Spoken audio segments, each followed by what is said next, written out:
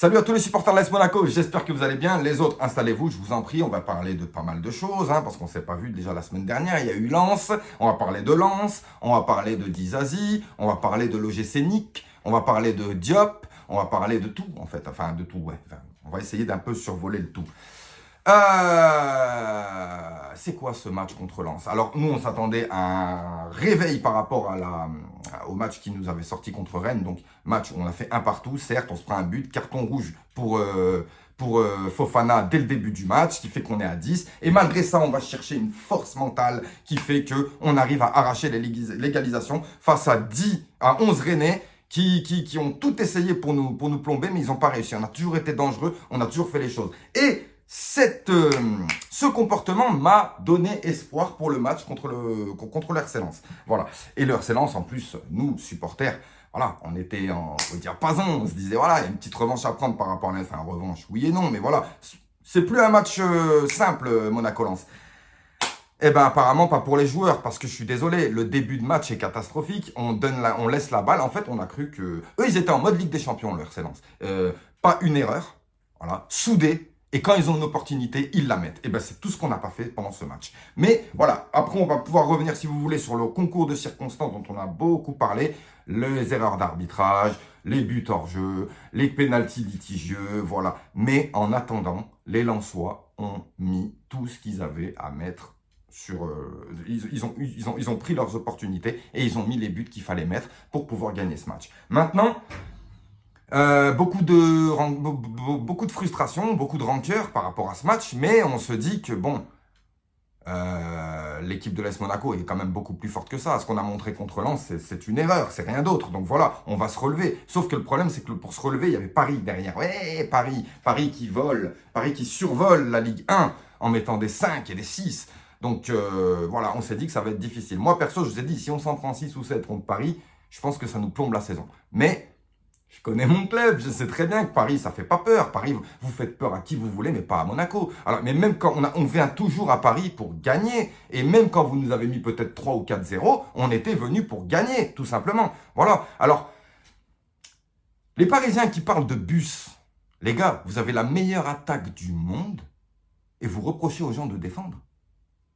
Vous avez les meilleurs joueurs du monde et vous reprochez aux gens de jouer physique.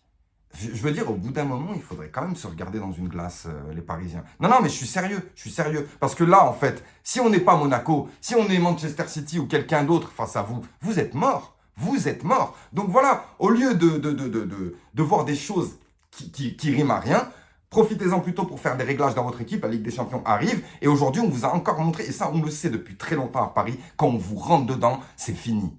On vous rentre dedans, c'est fini. Et qu'est-ce qu'on a fait d'autre à part vous bloquer vos attaques? Neymar, il est nul. Et en plus, c'est trop facile de l'énerver, ce mec-là. Un petit truc pour qu'il commence à faire n'importe quoi. Attends, faut être un débile mental. Franchement, faut être un vrai débile mental pour courir après un joueur, attendre qu'il se trouve à 1 mètre de l'arbitre et le pousser comme ça. Il mérite son rouge, ce mec. Mais c'est pas grave, c'est Neymar.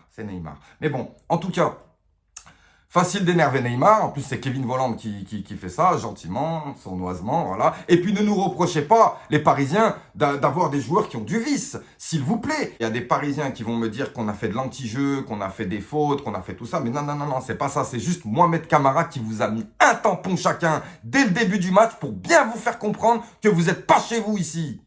Même si on est au parc.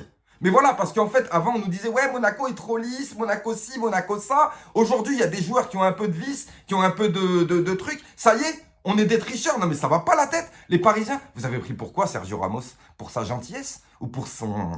Ah, ouais, voilà. Donc après, ça sert à rien de pleurer. Surtout quand tu as une équipe 2 ou 3 fois plus forte que toutes les équipes du championnat. Clairement, dès qu'on m'a dit « Ouais, mais Sergio Ramos, c'est lui qui va faire le petit coup de puterie, la faute qui fait qu'on se prendra pas le but, machin. » Ouais, on appelle ça de l'anti-jeu. Mais voilà, c'est pas grave. Vous avez des joueurs comme ça. Vous avez des joueurs de tout calibre. Vous pouvez... personne ne peut vous envier un joueur. Mais alors, arrêtez et soyez un peu digne que quand vous vous faites péter en deux, parce que je suis désolé, 40 minutes, vous avez servi à rien. Les Mbappé, les Neymar, les Messi n'étaient pas là. Et ça, c'est pas de la faute de l'arbitrage, ni de la faute de l'anti-jeu, ni de la faute de quoi que ce soit. C'est Mohamed Kamara et c'est Youssouf Fofana. Voilà ce que c'est. Alors maintenant, un peu, tu te fais péter, ça arrive, je suis désolé. Alors, vous avez repris la main sur le ballon, bien entendu, c'était à la 40e minute. On a passé un mauvais quart d'heure jusqu'à la mi-temps, c'est vrai, on a passé un mauvais quart d'heure, tiré, double poteau, waouh! Ah les Parisiens, double poteau, magnifique, hein. Vous êtes malchanceux, hein. Vous êtes malchanceux. Hein. Alioumdra, s'il te plaît, envoie combien on a mis de poteaux depuis le début de saison, s'il te plaît. Ouais, non, ils veulent jouer avec nous au poteau. Mais on vous pète 10-2, je crois, un truc comme ça. Donc bon, c'est pas grave.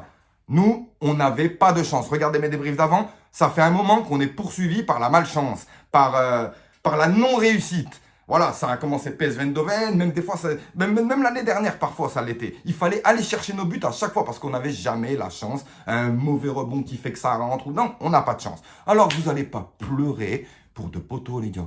Et puis après, si vous ne savez pas tirer, en plus, je suis désolé. Mbappé, je suis désolé, t'étais tout seul. Donc voilà. En tout cas, dans un grand club, vous le savez, il faut de la réussite. Donc on a eu de la réussite sur ce point-là. Et moi, je vais pas la... Je la prends. Ouais. Alors maintenant, il y en a qui vont dire quoi? Que Monaco ne méritait pas... Enfin, du moins, Paris méritait de gagner. Vous êtes sérieux, les gars? Vous êtes sérieux? Non.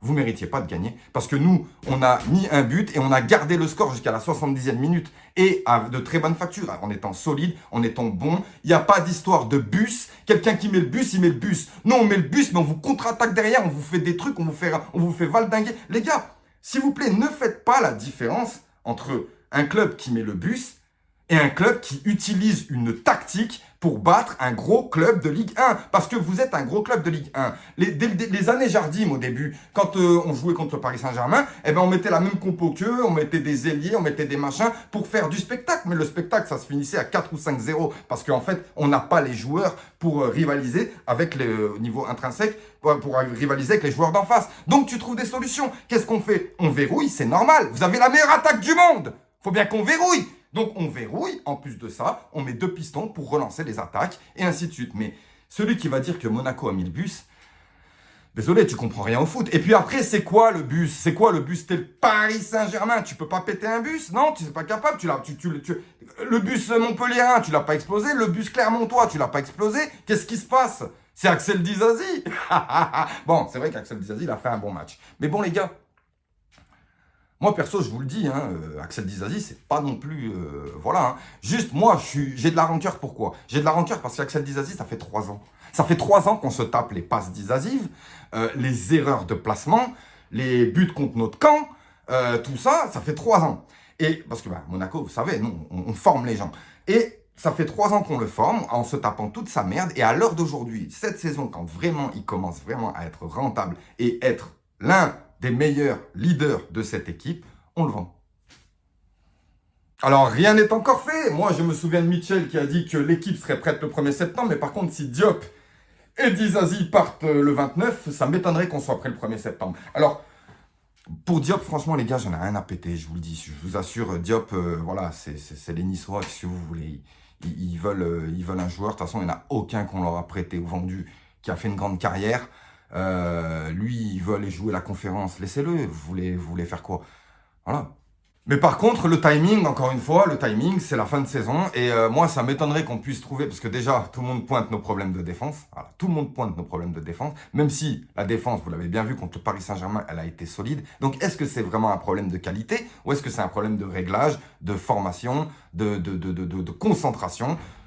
Je pense que ça vient de ça, parce qu'aujourd'hui, on a quand même une équipe qui évoluent ensemble depuis plus de 3 ans et aujourd'hui on se connaît tous. Donc voilà, à partir de là, je doute qu'on puisse trouver un défenseur central qui va venir à la place d'Axel Disasi pour prendre autant d'ampleur que lui. Non, franchement pour moi, Axel Disasi c'était un projet de l'AS Monaco et vendre le projet de l'AS Monaco, je vois pas l'intérêt. Voilà, tout comme Kylian Mbappé, c'était le projet de l'AS Monaco aussi, mais Kylian Mbappé, voilà. Il fallait qu'il parte, il y avait un bon tarot, et puis de toute façon, on avait encore du Falcao et compagnie. Mais voilà, là, pour Axel Disasi, je comprends pas, parce qu'on a des problèmes en défense, on a un défenseur prêté, on a un défenseur de 21 ans qui est aussi sur le départ, et là, on fait partir Axel Disasi. Il nous reste Maripane, voilà, c'est tout. Mais après, les Parisiens, je suis désolé pour vous, si vous comptiez mettre des 6-0 à tout le monde, qu'est-ce qu'il est beau le foot, qu'est-ce qu'il est beau.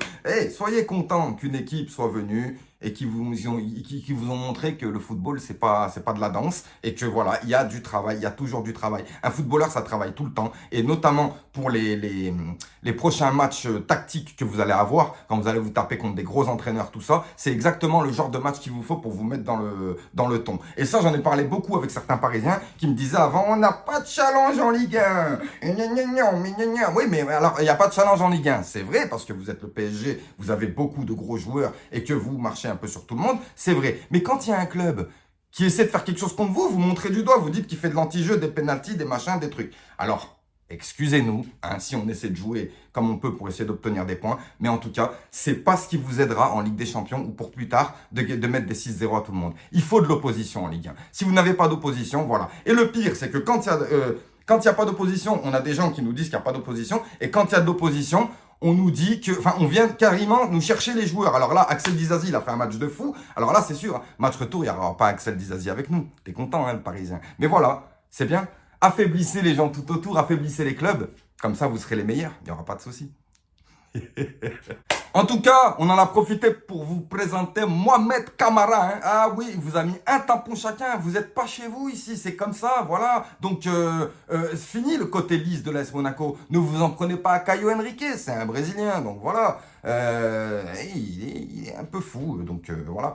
Sinon, ouais, je suis content, pas content, mais j'attends quand même la fin du mercato. J'espère quand même que si ces joueurs partent, ils vont être remplacés immédiatement. J'espère qu'ils ont déjà les noms cochés, qu'il y a déjà la feuille sur la table, qu'on est déjà au téléphone avec le défenseur central qui doit venir remplacer Axel Disasi numériquement. Mais par contre, pour Sofiane Diop, il n'y a pas besoin de remplacer, les gars, je vous le dis. Voilà, les amis. Allez, je vous souhaite une bonne journée. À bientôt.